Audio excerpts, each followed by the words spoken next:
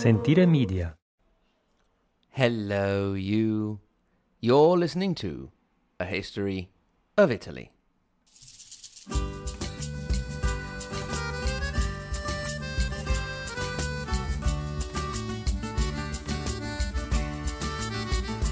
Episode 115, Hard Times for Venice, a very naughty doge, and some funny names, 1339 to 1356. Lasci colli nelle valli, tra due salici piangenti, io ritrovo la speranza di un amore che ormai fu. In the last few episodes, we followed the adventures of the Visconti family of Milan from around 1340 to the early 1380s. In so doing, we also managed to follow the adventures of other cities in northern Italy, such as Verona, Ferrara, Mantua, Parma, and so on, as well as looking into parts of northern Tuscany with cities such as Lucca and Pisa. We also briefly mentioned Florence, but obviously the Florentines will be getting a lot more attention quite soon. I've said it before, I'm saying it now, and I'm going to probably say it again, that we will never manage to go in depth into all the interesting stories in Italy in this period. We would need a podcast within a podcast within a podcast to do so. No, my dear listeners, we are forced, if we want to get anywhere at all, to concentrate a bit more on the big players in each historical period. That means that now we've been visiting with Milan for a while, we need to pop over and see what is going on in Venice. We saw that in the early 1300s, actually at the end of the previous century, a de facto oligarchy had been cemented in Venice with the event known as the Serrata del Maggior Consiglio, the closure of the Upper Council, the main governing body of the Serenissima Republic, composed of a certain number of prominent families. The closure meant that no new families could enter, and the membership in the Consiglio became hereditary, meaning that the government of Venice would be under the control of a hereditary oligarchy, as we said. This was made official by the doge Giovanni Soranzo in 1319. At the start of the 14th century, Venice was one of the greatest cities in Europe and highly advanced. All areas of the lagoon were connected by bridges, public illumination was common, and there were also plans to have the roads paved. It was the second city in Italy after Naples, with an estimated 100,000 inhabitants. As well as its absolute dominance over trade and commerce, Venice was also a producer of wool, silk, textiles in general, and of course, glass. New technological developments meant that the arsenale, the shipbuilding area of the city, had become even more effective and could turn out a galley in a matter of days. With the new developments also in firepower, these ships were a formidable force on the seas. Despite all of this, we saw that Venice got off to a rocky start in the 14th century, and we will see that it didn't get much better for them. Indeed, at the beginning of the 1300s, they had lost a war against a coalition formed by the Pope over control of the city of Ferrara, and then a whole series of plots and intrigues rocked the city, leaving it unstable for almost all of the 1320s.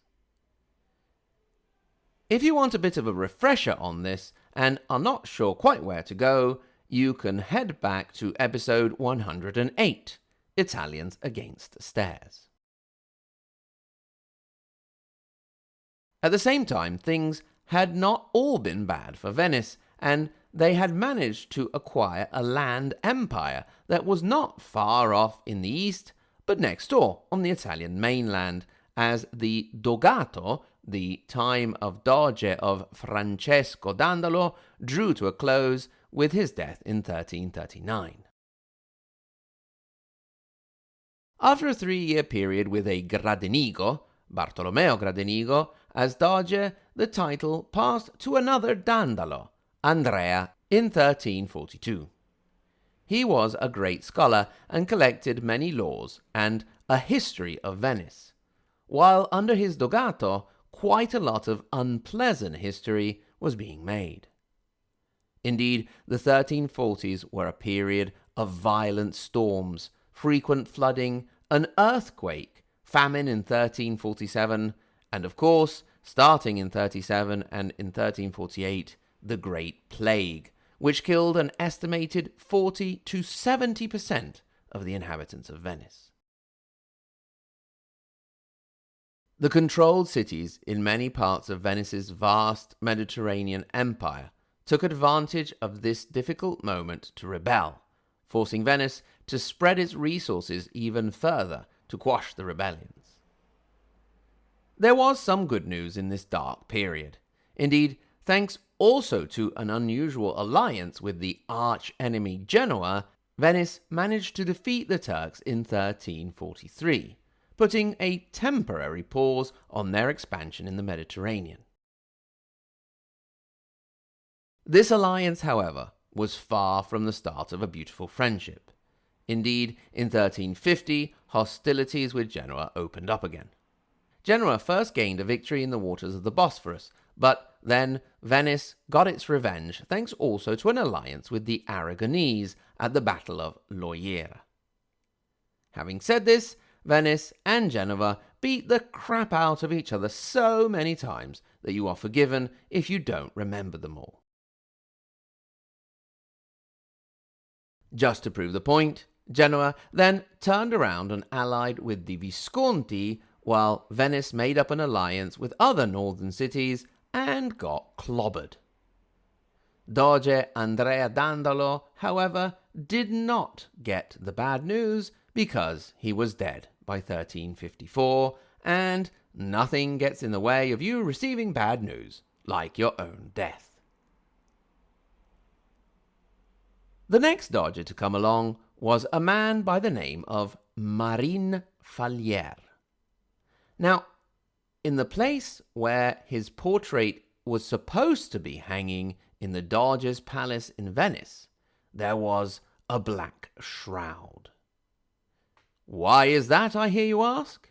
Well, we will discover it after this quick break. As we were saying before the break, the next person to come along and be doge was a chap by the name of Marin Falier. Now, he really didn't like the whole business about the doge just being a figurehead and all of the power being in the hands of the oligarchy. In particular with the Maggior Consiglio, the main executive body of the Republic, composed principally of the richest families who had made their titles hereditary, as we saw at the beginning of the episode. There was also a further council, even more exclusive, made up of 10 prominent men of the Serenissima. The doge had to ask the council for permission for all kinds of things, for example, but not limited to, talking with ambassadors. Therefore, Doge Falier hatched a cunning plan to overthrow the council by capturing its most prominent members and restoring more power to himself. After all, he looked around and he saw absolute rulers all over the place. The Visconti in Milan, the Della Scala in Verona, the Este in Ferrara, the da Carrara in Padova, and we need to keep them in mind, and the King of Hungary, and so on and so forth. It was all probably made up later to have a colourful story, but if we want to believe these stories, but we could say that his attempt was doomed to fail from the very beginning of his tenure as doge, with a series of dark omens. For example, on the day of his election, a heavy fog had settled over the city, and people kept getting lost. This apparently meant that the new doge entered his palace from the wrong direction, passing under the columns that were reserved to the passage of those condemned to death.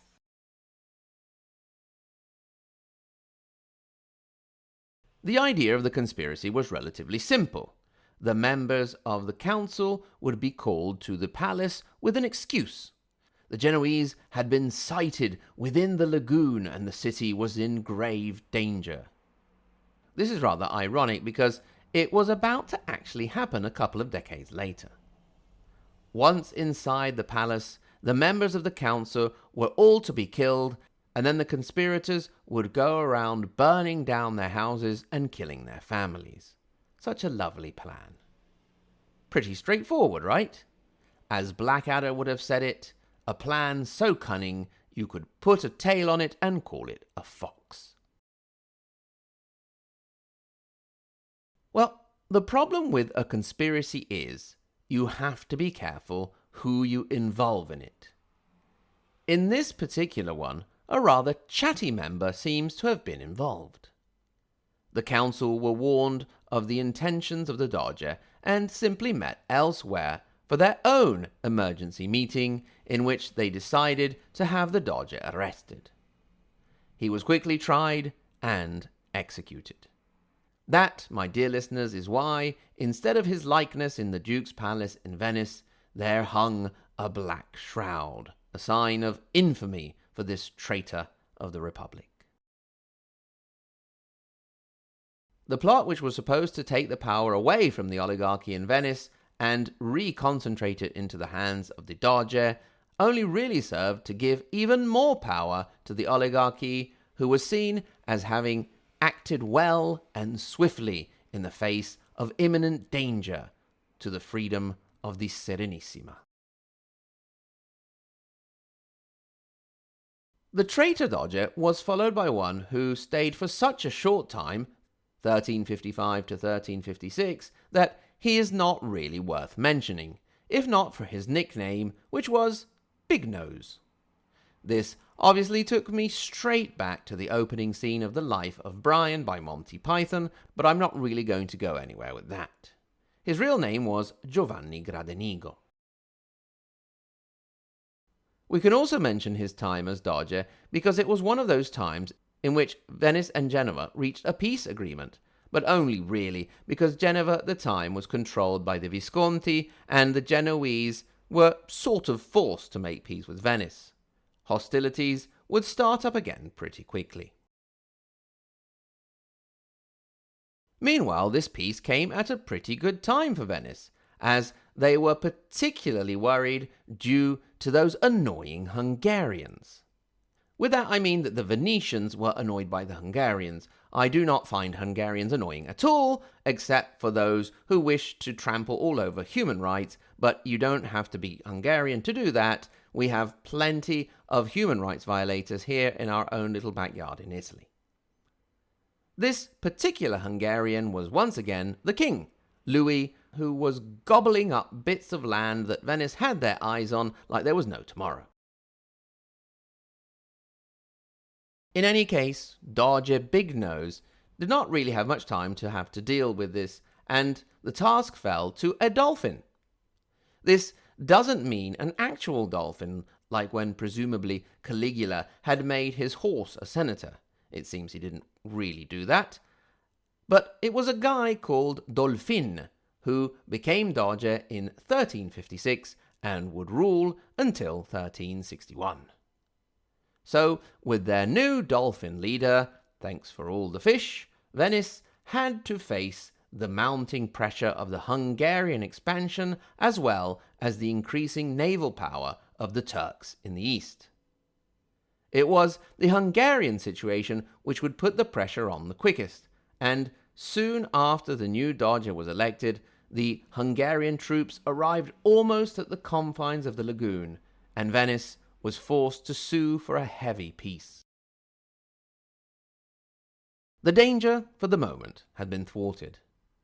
But soon, the most serene republic would face the greatest danger to its existence for decades, and it would indeed see the terrible sight of the hated Genoese sails within the very waters of its own lagoon.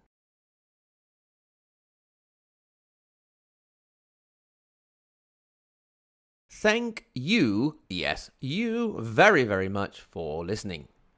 Thanks also to my wonderful Patreon supporters, starting with the first part of the Margherite Hack and Galileo Galilei level: Anthony G, Brian J, Carrie W, Celane, Chanel, Chris, David L, Dean V, Douglas, Emily B, Federica R, Francesco A, Gabriel S, Greg, Ignazio, Il Valentino, James C, Jeff M, Jeffrey W, Joseph S, Juan, Julia, and Old John in Milwaukee.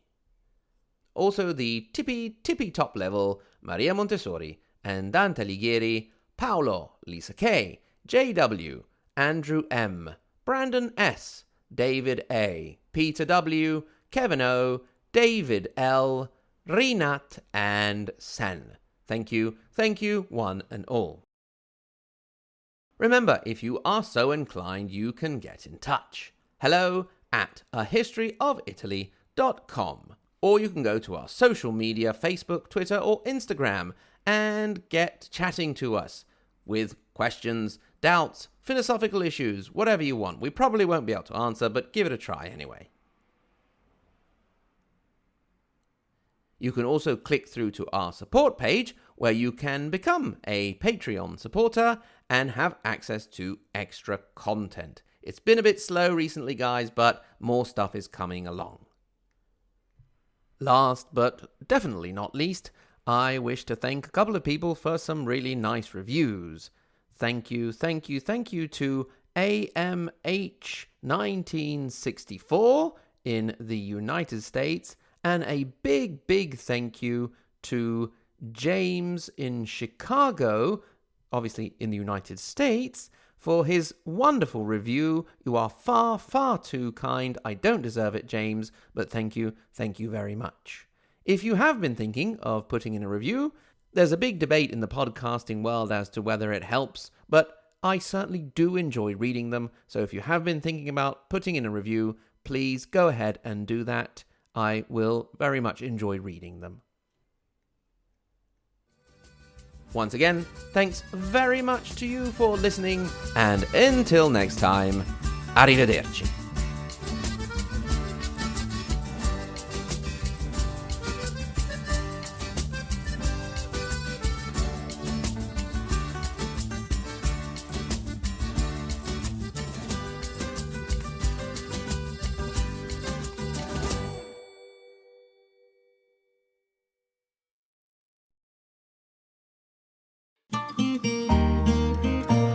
Sentire Media. Hey, podcast producers and show hosts. Do you want to join a podcast network that celebrates all things Italian? At Sentire Media, we understand the allure of Italy and its unique culture.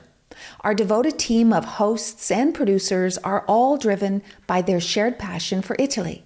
And we work tirelessly to create the best lifestyle podcasts and content that will whisk you away to the very heart of Italy. With us, you can savor the mouth-watering flavors, get lost in the stories from the past, break down the cultural barriers, and truly immerse yourself in the vibrant traditions of this intoxicating country. If you have a great podcast idea or are already in production and would like to join Sentire Media, head over to sentiremedia.com, that's SENTIRE media.com, and find out how to submit your show.